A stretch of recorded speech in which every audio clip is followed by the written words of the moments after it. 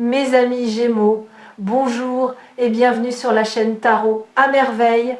Pour votre tirage général, ceux qui me découvrent, soyez les bienvenus. J'espère que vous allez bien. Allez, c'est parti. Quelque part, en ce moment, quelqu'un retient sa respiration. Pas physiquement, émotionnellement. Cette personne porte en elle des mots qui sont devenus si lourds, si denses, si chargés de tout ce qu'elle n'a jamais osé dire, qu'ils exercent une pression constante sur sa poitrine. Une pression qui augmente de jour en jour, comme un mécanisme dont le ressort se comprime et qui approche du point de relâchement, le point où la tension devient insoutenable et où les mots sortent, non plus par choix, par nécessité physique. Ce moment approche, et quand il arrivera, l'impact sera celui d'une déflagration. Pas une déflagration destructrice, une déflagration libératrice. Le genre d'explosion qui ne détruit pas les murs mais qui fait sauter les verrous, qui n'abat pas les structures mais qui ouvre les portes que personne n'arrivait à débloquer. Pour comprendre ce qui arrive, je vais démonter le mécanisme devant vous, pièce par pièce, comme un horloger qui ouvre le boîtier d'une montre et en expose les rouages. Car ce qui se joue entre vous et cette personne n'est pas le fruit du hasard, c'est une mécanique, précise, complexe, et d'une beauté que vous ne pouvez voir que lorsque chaque pièce est posée sur la table. Premier rouage. Le silence. Le silence de cette personne n'est pas ce que vous croyez. Vous l'avez interprété comme de l'indifférence, comme un désintérêt, comme la preuve que vous ne comptez pas assez pour mériter une parole. Mais regardez ce silence comme un horloger regarde un ressort comprimé. Le ressort est silencieux, immobile, il ne fait aucun bruit, aucun mouvement. Et pourtant, il contient plus d'énergie que n'importe quelle pièce en mouvement dans le mécanisme. Toute la puissance de la montre est concentrée dans cet objet immobile.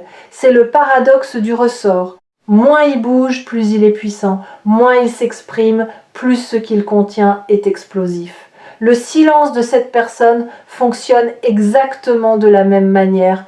Chaque jour de silence n'est pas un jour de vide, c'est un jour de compression, un tour de plus dans le ressort. Une charge supplémentaire dans la réserve d'énergie qui se libérera au moment de l'appel. Et cette charge est déjà considérable, parce que le silence dure depuis un moment, parce que les mots se sont accumulés, parce que les pensées non exprimées ont atteint une densité qui ne peut plus être contenue indéfiniment. Vous avez peu être remarqué des signes de cette pression, des messages laconiques qui ne disent rien mais qui disent tout, des réactions légèrement disproportionnées à des choses anodines, comme si l'émotion vraie cherchait n'importe quelle fissure pour sortir, des tentatives d'approche avortées, commencées puis interrompues, qui ressemblent au premier tremblement d'un volcan avant l'éruption. Ces micro-expressions de la pression intérieure sont les tic-tac du mécanisme. Et les tic-tac s'accélèrent. Vous vous êtes peu être demandé si vous aviez fait quelque chose de mal, si votre dernier échange avait blessé, si une parole malheureuse avait creusé un fossé. Vous avez retourné les conversations dans votre tête, cherchant le moment précis où les choses avaient basculé. Et vous n'avez rien trouvé. Parce qu'il n'y a rien à trouver. Le silence n'a pas été causé par une erreur de votre part. Il a été causé par la profondeur de ce que cette personne ressent. Plus le sentiment est profond, plus le silence qui le précède est long.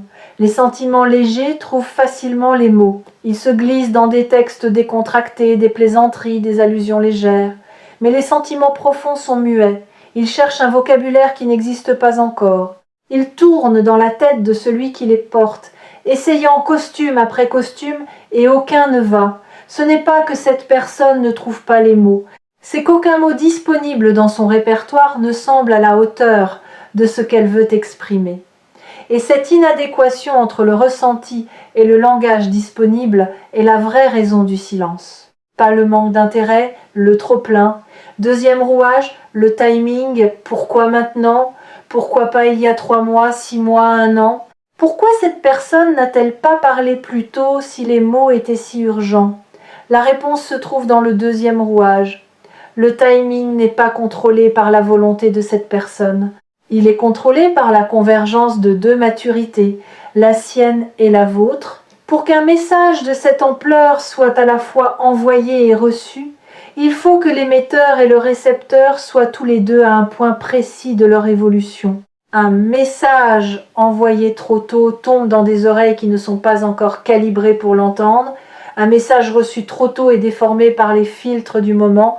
Le timing parfait est celui où le message sort tel qu'il est et arrive tel qu'il est, sans déformation, sans filtre, sans l'interférence des blessures actives ou des défenses surélevées. Votre évolution récente a créé les conditions de réception. Quelque chose en vous s'est assoupli, pas effondré, assoupli. Vos défenses ne sont pas tombées, elles se sont abaissées de quelques centimètres, juste assez pour qu'un message sincère puisse passer par-dessus. Et ces quelques centimètres, cette personne les perçoit, pas consciemment, intuitivement. Elle sent, sans pouvoir le formuler, que quelque chose a changé dans votre énergie, que l'espace existe, que le mur a un peu reculé. Et cette perception est le déclencheur qui transforme le silence en parole. Le timing n'est pas une question de calendrier, c'est une question de calibration mutuelle. Et la calibration vient d'atteindre son point optimal. Laissez-moi vous expliquer ce que signifie ce point optimal avec une image concrète. Imaginez deux instruments de musique dans deux pièces séparées. Ils jouent chacun leur partition, séparément, sans s'entendre. Pendant des mois, les mélodies n'ont aucun rapport l'une avec l'autre. L'une est en majeur quand l'autre est en mineur. L'une accélère quand l'autre ralentit. Mais progressivement, par un processus invisible, les deux mélodies convergent. Les tonalités se rapprochent, les rythmes s'alignent, et un jour, sans que personne ait donné de signal, les deux instruments jouent la même note au même moment. Cette note unique, ce point de convergence musicale, c'est le moment où l'appel se produit. Le moment où deux personnes qui évoluaient séparément atteignent simultanément le même accord intérieur. Vous ne pouviez pas forcer cette convergence. Tout comme un musicien ne peut pas forcer un autre musicien dans une autre pièce à jouer la même note, cela se produit naturellement. Par la maturation parallèle de deux êtres qui sont connectés par un fil invisible, et ce fil, aussi invisible soit-il, a guidé vos deux évolutions vers ce point de rencontre avec une précision qui dépasse toute intention humaine. Troisième rouage, la peur. Ce rouage-là est le plus complexe du mécanisme et il fonctionne dans les deux sens. Parce que la peur n'est pas seulement du côté de cette personne, elle est aussi du vôtre. Et ces deux peurs, la sienne de parler et la vôtre d'entendre, s'alimentent mutuellement dans une boucle qui a maintenu le statu quo pendant tout ce temps. La peur de cette personne n'est pas la peur du rejet, c'est quelque chose de plus subtil. C'est la peur de la transformation. Elle sait, avec une lucidité qu'elle préférerait ne pas avoir, que les mots qu'elle porte vont tout changer. Que prononcer ces mots, c'est franchir un seuil après lequel rien ne sera plus pareil. Ni elle, ni vous, ni la dynamique entre vous. Et l'inconnu de l'après lui semble plus terrifiant que l'inconfort du maintenant. Alors elle reste dans l'inconfort, parce que l'inconfort est familier. Et le familier, même douloureux, semble plus sûr que le nouveau. Votre peur à vous est symétrique mais inversée. Vous n'avez pas peur de ce que cette personne pourrait dire. Vous avez peur de ce que cela exigerait de vous. Entendre la vérité de quelqu'un oblige à y répondre avec votre propre vérité. Et votre propre vérité, celle que vous gardez scellée sous des couches de rationalisation et de distance protectrice, vous effraie peu, être autant que la sienne l'effraie. Mais voici ce que le troisième rouage enseigne quand on l'examine de près. Les deux peurs sont des illusions fonctionnelles. Elles avaient un rôle. Elles ont rempli leur fonction. Elles vous ont protégés tous les deux pendant le temps nécessaire. Mais leur temps est révolu. Elles continuent de tourner par inertie, comme un engrenage dont le moteur est coupé mais qui fait encore quelques tours par la force de son propre mouvement. Ces derniers tours sont ceux que vous vivez en ce moment. Les dernières résistances avant le calme. Les derniers sursauts de la peur avant qu'elle ne cède la place à quelque chose de plus grand qu'elle. Et ce quelque chose de plus grand, c'est la nécessité de vivre authentiquement. Quand la nécessité d'être vrai dépasse la peur d'être vulnérable, les mots sortent toujours, sans exception. C'est une loi du cœur humain aussi fiable que la gravité. Et cette personne atteint ce point de basculement. Quatrième rouage, le contenu du message. Nous entrons maintenant dans le cœur du mécanisme, la pièce maîtresse, ce que cette personne veut vous dire. Ce n'est pas une déclaration d'amour au sens conventionnel. Ce n'est pas un aveu romantique sorti d'un film. C'est plus brut que cela, plus honnête, plus déstabilisant. Ce que cette personne veut vous dire peut se résumer en une phrase, même si elle mettra probablement beaucoup plus de mots pour y arriver, parce que les choses les plus simples sont les plus difficiles à formuler. Cette phrase, la voici. Tu es la personne avec laquelle je me sens le plus réel, réel, pas heureux, pas comblé, pas excité, réel. C'est un mot que votre mental trouvera peu, être insuffisant, trop sobre, trop simple, mais écoutez-le avec votre cœur et vous comprendrez qu'il contient tout. Parce que être réel avec quelqu'un signifie pouvoir retirer chaque masque, chaque armure, chaque rôle social, chaque performance et rester là, nu dans sa vérité, sans craindre le regard de l'autre. Combien de personnes dans votre vie vous offrent cet espace? Combien de personnes vous permettent d'être totalement, irréductiblement vous-même? Une? Deux? Aucune? Cette personne vous dit que vous êtes cet espace pour elle, que votre présence désarme ses défenses d'une manière qu'aucune volonté ne pourrait reproduire. Que quand elle est avec vous, même en pensée, même à distance, quelque chose en elle se pose, se calme, se repose. Comme un animal sauvage qui trouve enfin un endroit sûr et qui pour la première fois accepte de fermer les yeux. Savez-vous ce que cela représente pour quelqu'un de dire cela?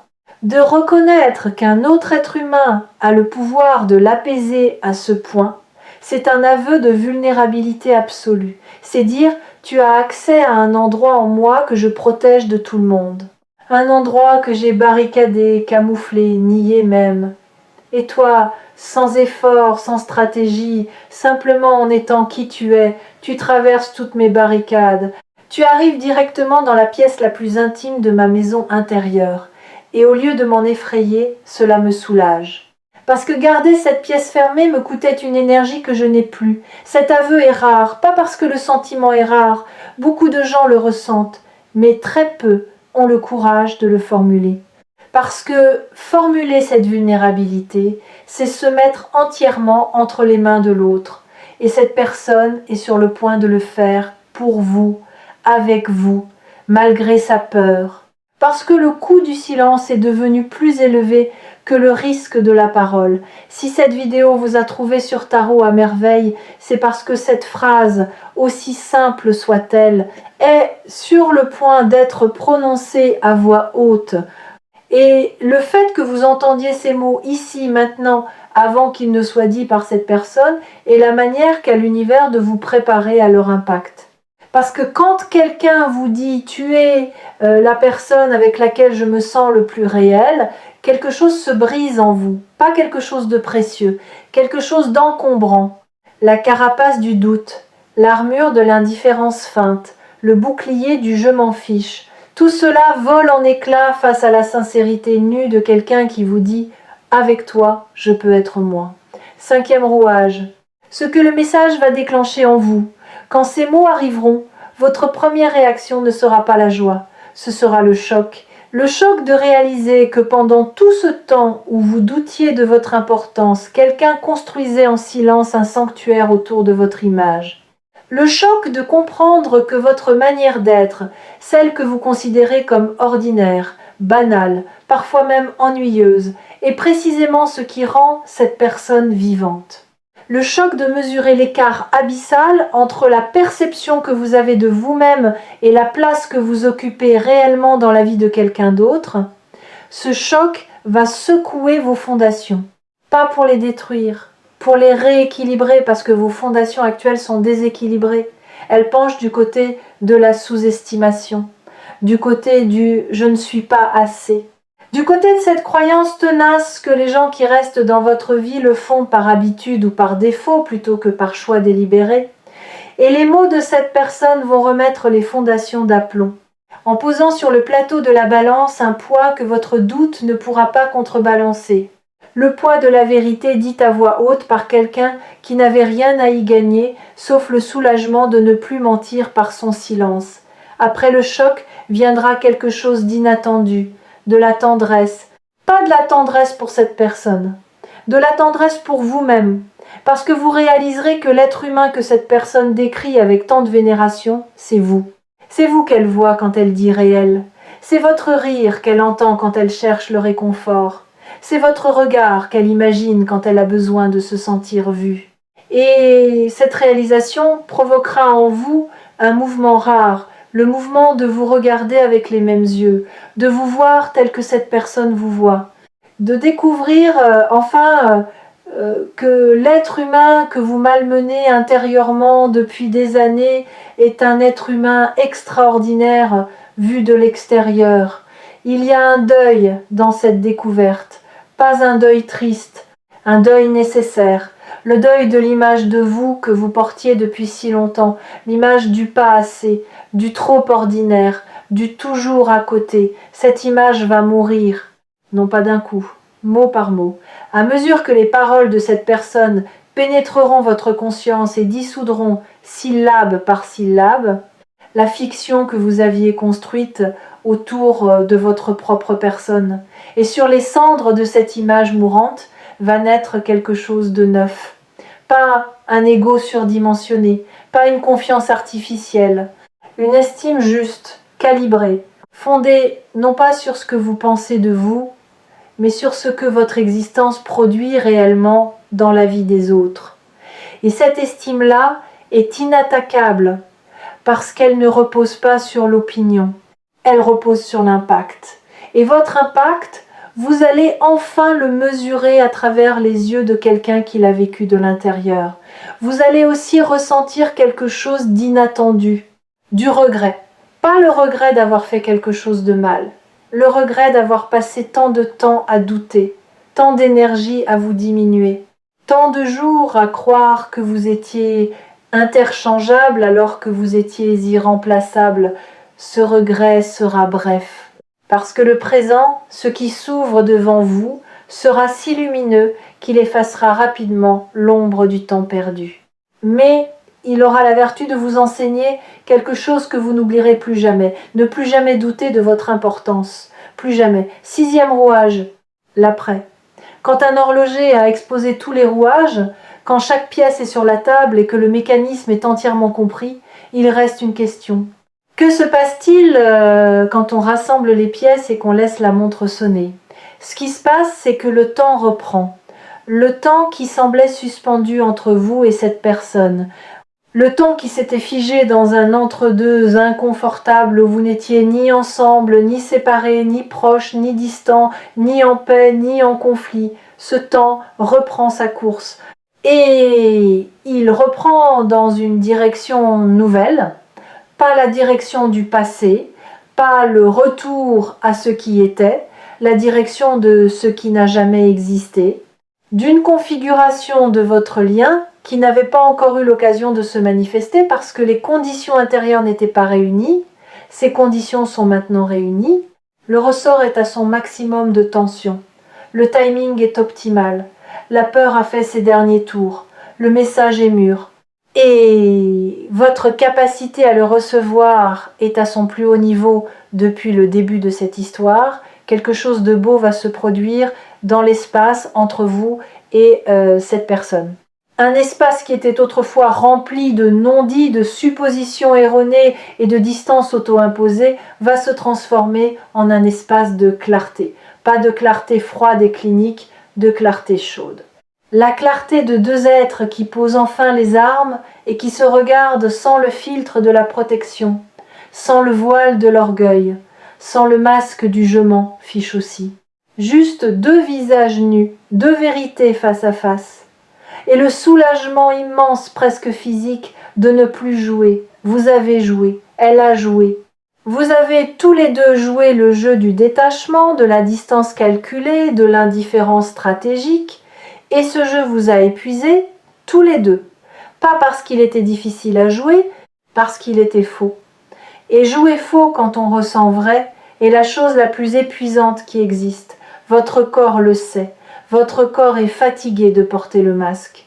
Et le corps de cette personne est fatigué aussi. Deux fatigues qui convergent vers le même remède. La vérité, l'appel qui vient ne sera pas seulement un moment, ce sera un tournant. Le genre de tournant qu'on identifie des années plus tard comme le moment où tout a basculé, où l'ancienne dynamique a cédé la place à une dynamique entièrement nouvelle, où les rôles familiers se sont dissous pour être remplacés par quelque chose de plus vrai, de plus nu, de plus courageux.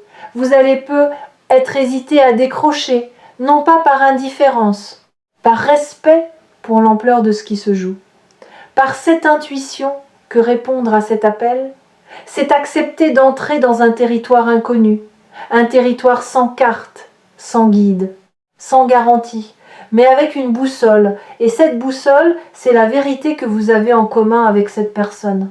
La vérité brute, non filtrée, non emballée, qui va être posée entre vous comme un objet précieux sorti de son coffre pour la première fois, décrochez quand même.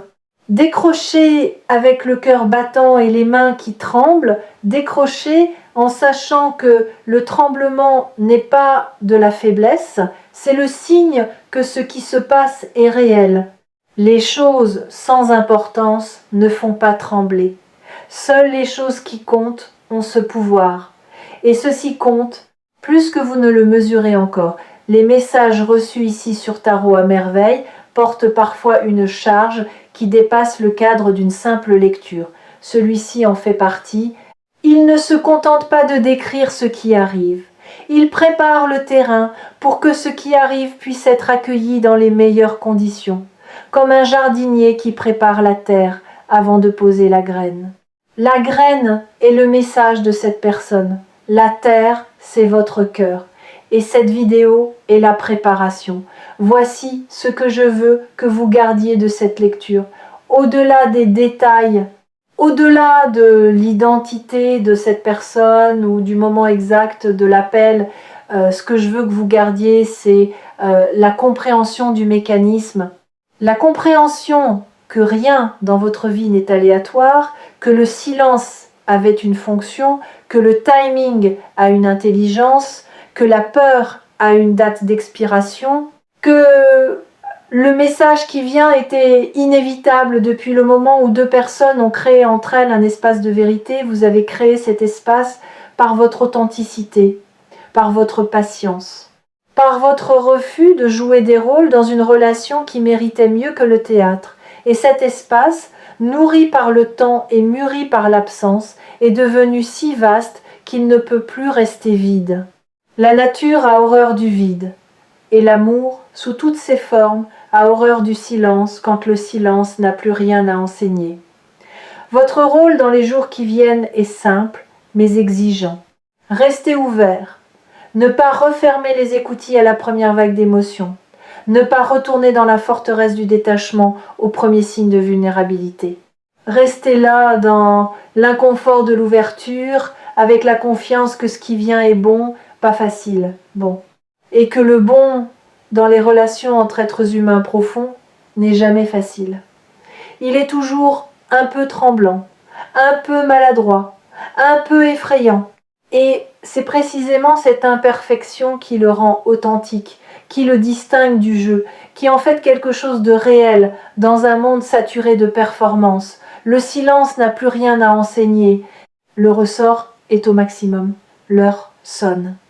Et quand vous aurez besoin de vous rappeler que ce mécanisme est réel, que chaque rouage tourne avec précision vers ce moment, revenez sur Tarot à merveille. Revenez à cette image de l'horloge, à ces rouages démontés puis rassemblés. Et rappelez-vous que les meilleures horloges ne sont pas celles qui font le plus de bruit, ce sont celles qui sonnent juste. Et ce qui sonne ici est d'une justesse que 10 ans de pratique m'ont rarement permis de percevoir. L'appel arrive, les mots sont prêts, et vous, malgré ce que vous croyez, êtes exactement assez préparé pour les entendre. Décrochez. La vérité attend de l'autre côté de la ligne. Et elle est plus belle, plus douce et plus puissante que tout ce que votre imagination avait osé dessiner.